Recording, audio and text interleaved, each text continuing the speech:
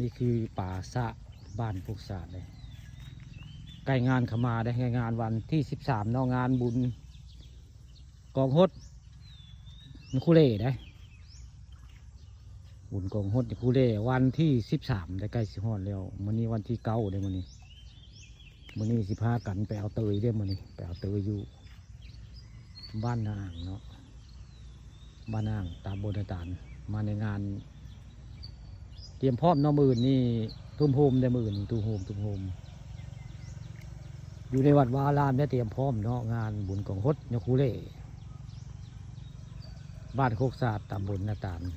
5 ก้อนในบุญกองฮดยคูรูได้มื้อนี้บ้านนี้เป็นคิวของยคูเล่หรือว่ายคูสุขีเพื่อนละเหตุบุญกองฮดเพื่อนวันที่13แต่นี่ว่ามีกองยาผมได้พระเจ้ากสิมาตึกเฮนี่แหละวันที่10นี่วันพระ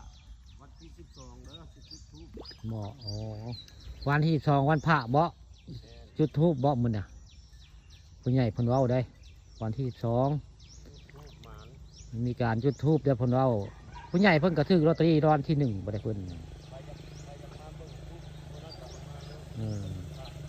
ผู้ใหญ่ประสิทธิ์เพิ่นถือรางวัลที่1เลยเมื่อกี้นี่บ้านโคกศาสตร์เพิ่นถือรางวัลที่1เลยวันที่12มีการจุดธูปบ่ผู้ใหญ่เพิ่นว่าได้เสียงผู้ใหญ่เมื่อกี้สอดเข้ามาเนาะผู้ใหญ่ประสิทธิ์คุณชนานอันนี้ก็ป่าสะวัดบ้านโคกศาสตร์หลายได้ป่าเพิ่นก็ได้หลายพอสมควรอยู่ได้อื่นนี่ก็จะมีการตึงแห่แซ่มองอยู่ดอกในงานนี่แหละงานยาคูสุขีนี่แหละมืออื่นนี่เตรียมงานเนาะเตรียมงานป่าเดซ่านี่แหละป่าเดซ่าก็มืดได้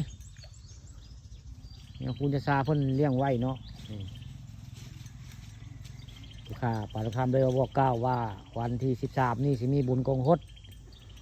ยาคูเล่หรือว่ายาคูสุขีคนบ้านคำข่าเลยเพิ่นมาบวชอยู่ในบ้านโคกศาสตร์ตำบลนาตาลอำเภอเตางอยผู้ฆ่าป่าทองคำเอามาว่ามาจ่าเรื่องงานบุญกองฮดยคูเล่วันที่13